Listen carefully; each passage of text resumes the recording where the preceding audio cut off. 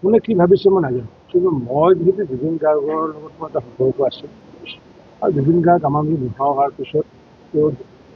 উপকৃত কৰা হৈছিল মই পবিত্ৰ স্থান বুলি সেইটো কওঁ আৰু আমাৰ হিন্দু শাস্ত্ৰৰ মতে আমাৰ যি শ্মশান এটা পবিত্ৰ স্থান বুলি কওঁ আৰু যিসকল আমাৰ ইছলাম ধৰ্মী মানুহ তেওঁলোকৰ আমাৰ যিটো কবৰস্থান সেই পবিত্ৰ স্থান বুলি কয় কবৰস্থানত মইতো নাভাবোঁ কবৰস্থানত কোনোবা গৈ পেলাই যদি তাতে মদ খোৱা তেনেকুৱাকৈ নদী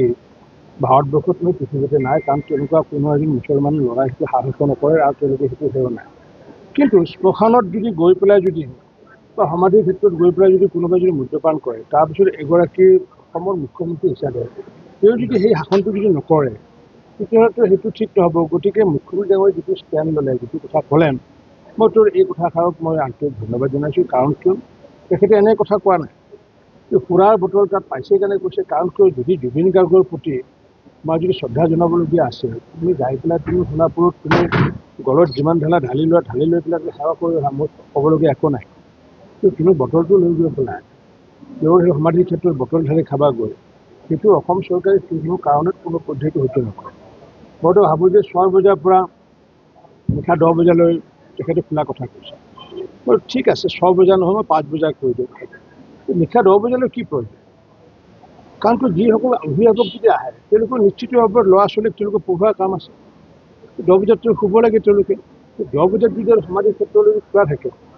মই ভাবোঁ যে সমাধিৰ ক্ষেত্ৰ আচলতে সন্ধিয়া 6 বজাৰ পিছত বন্ধ হ'ব লাগে কাৰণ সমাধিৰ ক্ষেত্ৰত সন্মান যিসকলে জনায় আজিতো নামঘৰসমূহ আছে মছজিদসমূহ আছে ৰাতিটো গৈ পেলাইতো কোনোতো আমিতো মন্দিৰ খুলি পেলাইতো আমিতো সেৱা নকৰোঁ যদি নিৰ্ধাৰিত সময় আছে যেতিয়া গেট খুলি তেতিয়া সেৱা কৰোঁ গতিকে সেইটো যিহেতু আমি মন্দিৰ বুলি ভাবোঁ সংগীতৰ মন্দিৰ বুলি ভাবোঁ জুবিন গাৰ্গক যিহেতু আমি অত্যন্ত ভাল পাওঁ নিৰ্ধাৰিত সময়ৰ ভিতৰত সেইটো তাত যাব লাগে মানুহ নিৰ্ধাৰিত সময়ৰ আগতে খুলি আহিব লাগে ভাৰতৰ যিমান মিউজিয়াম আছে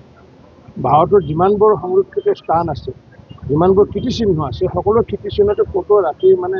12টা 1টা বজালৈ তেওঁলোকে গৈ পেলাই তেওঁলোকে মানে প্ৰৱেশ কৰাৰ কোনো সুযোগ নাই গতিকে মাননীয় মুখ্যমন্ত্ৰী ডাঙৰীয়াই যিটো ষ্টেণ্ড লৈছে এতিয়া হয়তো 10টা বজালৈ দিছে আগন্তুক এমাহ পিছত হয়তো এইটো টাইমটো আগত সময় আনিব লাগিব কাৰণ কিয় মই ভাবোঁ এইটো 6 বজাৰ পৰা 6 বজালৈ থকাটো ভাল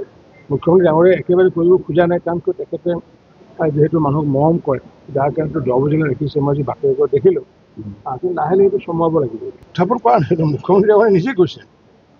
সেইটো উত্থাপন কৰাৰ কথা নাই আৰু সেইকাৰণে মোৰ যিটো হেছটেগ মই যি ব্যৱহাৰ কৰিছোঁ বা মোৰ বজালী সমষ্টিত যি ব্যৱহাৰ কৰি আছোঁ আমাৰ ব্যৱহাৰ কৰি আছোঁ কি যে জাষ্টিছ ফৰ জুবিন গাৰ্গ আৰু লগতে আমি এইটোও কৈছোঁ হেছটেগ দি পেলাই কওঁ have in faith in judiciary আমি সেই কথাষাৰ সমভাৱে মনত ৰাখিব লাগিব কাৰণ কিয় এই 4টা স্তম্ভই আমাৰ সমাজখন চলাইছে এটা স্তম্ভ হৈছে আমাৰ জুডিচিয়াৰী এটা স্তম্ভ হৈছে এক্সিকিউটিভ এটা স্তম্ভ হৈছে লেজিছলেটিভ আৰু এটা স্তম্ভ হৈছে আমাৰ সংবাদ মাধ্যম সেইটো চতুৰ্থ স্তম্ভ বুলি কয় আমাৰ প্ৰেছ বা মিডিয়া এই 4টা স্তম্ভৰ যদি সমিলমিল যিটো সমন্বয় থাকিব তেতিয়াহে আমি সমাজখন আগুৱাই নিব পাৰিম আমি যদি জুডিচিয়াৰীৰ ওপৰত যদি আমি বিশ্বাস যদি নাৰাখোঁ তেতিয়াতো সমাজ আমি আইন কোনে বনাইছোঁ আমিতো বনাইছোঁ ৰাইজে বনাইছে মানুহে বনাইছে কোনো যন্ত্ৰই বনোৱা নাই গতিকে আমি যি আইন বনাইছোঁ ৰাইজৰ মংগলৰ কাৰণে বনাইছোঁ কিন্তু সেই আইনৰ ওপৰত আমি বিশ্বাস কৰি ৰাখিব লাগিব এইটো আমাৰ সাংবিধানিকভাৱে আমাৰ নিৰ্দেশ আছে গতিকে আমি সকলে সংবিধানৰ যি নিয়ম আছে নিয়মৰ যি মাপকাঠি আধাৰত